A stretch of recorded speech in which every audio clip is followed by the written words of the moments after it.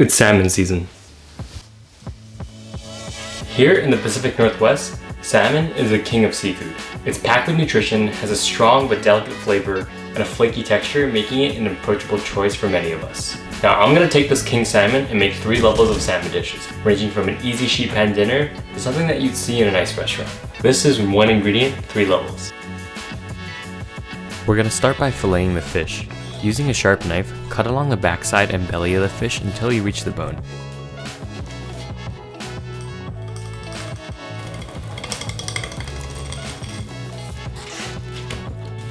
Then grab the tail and cut through the pin bones near the collar. And there's your first fillet. Now flip the fish and cut the rest of the bone while angling up. And yes, I know I butchered it here, give me a break, it's been over a year since I filleted one. Remove the collar, any fins and belly bones, and save all the trim for stock. Then use fish tweezers to take out the pin bones. Portion the fish and we're ready to start cooking. For my level 1 dish, I'm making a baked lemon pepper salmon that only takes 10 minutes. When it comes to a taste to effort ratio, there's really not much that can beat this dish. Whether it's a weeknight meal or a dinner party, this dish always impresses. Start by combining lemon pepper seasoning and salt in about a 2-to-1 ratio and coat your salmon fillet. Then toss that bad boy in a 350-degree oven for about 6 to 10 minutes depending on the size of your fillet. This 8-ounce piece took around 8 minutes to reach a medium well doneness. Meanwhile, mince some garlic. I use 6 cloves here, but you can never have too much garlic. Then toss it in a pan over medium heat and cook until just starting to color. Remove from the pan and we have our crispy garlic topping. Then make a simple sauce by combining 2 tablespoons of soy sauce, 1 tablespoon of oyster sauce, 1 tablespoon of sugar, lemon zest, and a teaspoon of lemon juice. Give that a taste and adjust if necessary. The salmon should be done by now. Garnish the salmon with the garlic, sauce, and any herbs you want. I use some chopped scallions and cilantro leaves. And to be real, I just plated it up nice for the video. I usually just eat it right out of the sheet pan. Whew, that was easy. This literally takes like 10 minutes of work. Level 1 salmon. I've made this recipe tons of times. I know it's good. I could probably eat this every day. More garlic never hurt. For level 2, I'm making a pan-seared salmon with a fennel salad and Honey-Dijon sauce. Salmon, fennel, and Dijon mustard are a tantalizing trio of ingredients that build off of one another to make a harmonious dish. This is a relatively simple dish that's definitely a heavyweight in flavor, but remains balanced and light. Start with the fennel salad. Shave a fennel bulb on a fingertip mandolin. But seriously, be careful. I've seen some horrific injuries. I used half a bulb, which gave me about 4 servings. Then chop fennel fronds, dill, and parsley, and add it to the bowl. Yes, there's a lot of knife work for these recipes, but it's probably my favorite part of cooking. Combine with grated ginger, a generous splash of olive oil, lemon juice, and season with fish sauce and salt. You really don't need to measure anything here, just let your taste buds guide you. Which honestly is a great way to live your life. I love fennel. Then get the skin on salmon and lightly score 2 lines into the skin.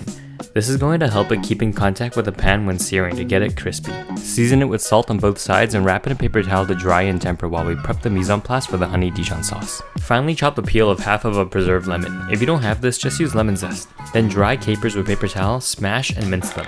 Now chop about a tablespoon each of parsley and dill. And I know some chefs will probably say, "You're using the same herbs in the salad and the sauce. You're a lazy cook." Well, I don't care because I absolutely love parsley and dill. Now heat a pan over medium-high and add some ghee or clarified butter. You can just use a high smoke point oil as well. Gently lay the salmon skin side down and press down on it with a weight for about 20 seconds to ensure the skin makes full contact with the pan. Once the salmon is cooked about halfway up the side, flip and sear for another 2 to 4 minutes depending on the thickness and your desired doneness. I like mine to be around medium. Now use the ancient technique of scraping something against the skin to give it that perfect crisp. If you don't scrape, it's not going to be crispy. Now in the same pan over medium-low heat, add 2 tablespoons of butter and Dijon mustard and mix. It's going to split, but don't worry. Now add a tablespoon of heavy cream and whisk to emulsify. Then go in with a tablespoon of preserved lemon liquid or just lemon juice, the minced preserved lemon peel, capers, and the herbs. Turn off the heat and incorporate everything. If the sauce is too thick, you can adjust with some water. Don't forget to add the honey like me. Now we're ready to plate. Go in with the fennel salad, lay the salmon on top, and spoon the sauce around. Finish with flaky salt, and that's the level 2 salmon dish. Level 2. Let's go.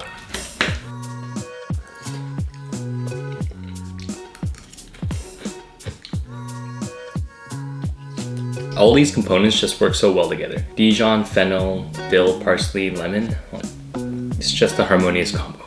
This would be a great date night dish. Alright, on to level 3. This is a salmon mosaic with crispy rice, simmered daikon, a dashi beurre blanc, and a fish skin chip.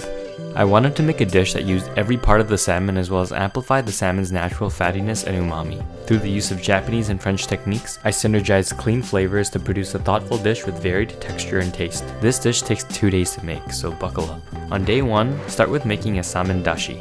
Chop the salmon bones and add it to a pot with 20 grams of kombu. Cover it with 1 liter of water and let it gently steep. We don't want it to boil since it'll extract some bitter flavors from the bones. Skim off any scum that rises to the surface. Meanwhile, remove the skin and bloodline from a piece of salmon fillet. I used a large upper loin portion and some smaller but fattier lower loin portions. Cut the pieces into strips and generously season with a 2-to-1 salt and sugar mix.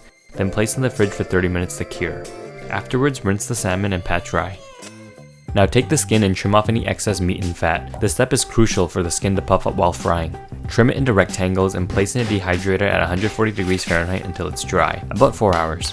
After an hour, add a cup of bonito flakes to the dashi stock and let it steep for another 20 minutes. Then strain the stock through a sieve lined with kitchen paper. I was able to yield a little over 800 grams of stock. Then take the kombu from the stock and rinse it off. Place it on a wire rack and roast it at 450 Fahrenheit for 15 to 20 minutes until it's dried. I know what you're thinking. I burnt it. And yes, I did. But I also toasted some nori. Now throw the toasted seaweed into the spice grinder and blend it into a fine powder. Mix that powder with a teaspoon of instant dashi powder, which is kinda cheating, but it's so good.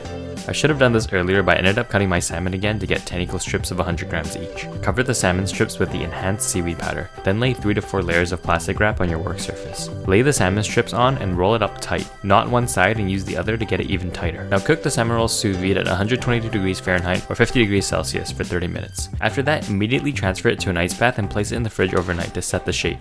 Now before we go to bed, we gotta make sushi rice for a crispy rice puck. Wash 2 cups of sushi rice until the water runs clear, which took me about 8 washes. Then let the rice cooker work its magic.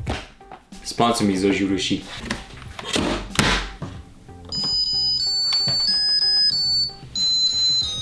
Meanwhile, combine 5 grams of kombu, 200 grams of rice vinegar, 2 tablespoons each of mirin and sugar, 1 tablespoon of salt, and bring to a boil. Once the rice is done, use the vinegar mixture to season the rice. Place the rice in a plastic wrap lined tray and stack another tray on top with something heavy. Now refrigerate it overnight.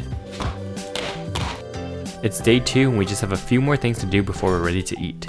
Start with making the simmered daikon. Cut the daikon into 2 cm rounds and peel the white ring around the interior, which has a slightly bitter taste.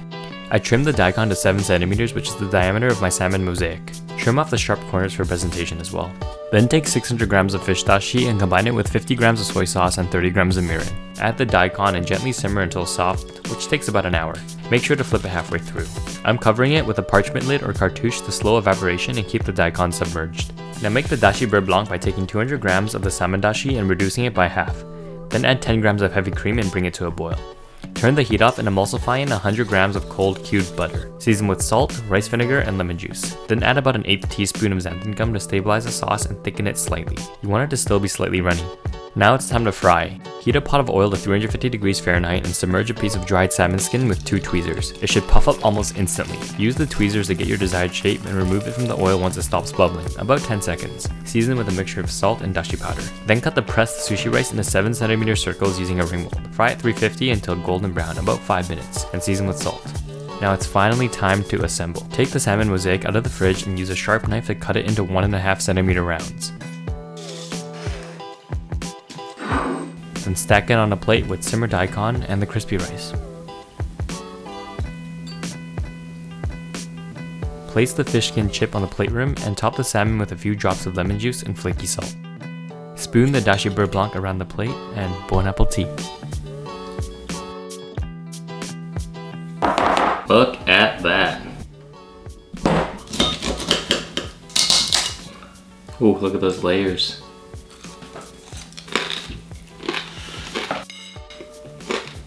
If I got this in a restaurant, I'd be really happy.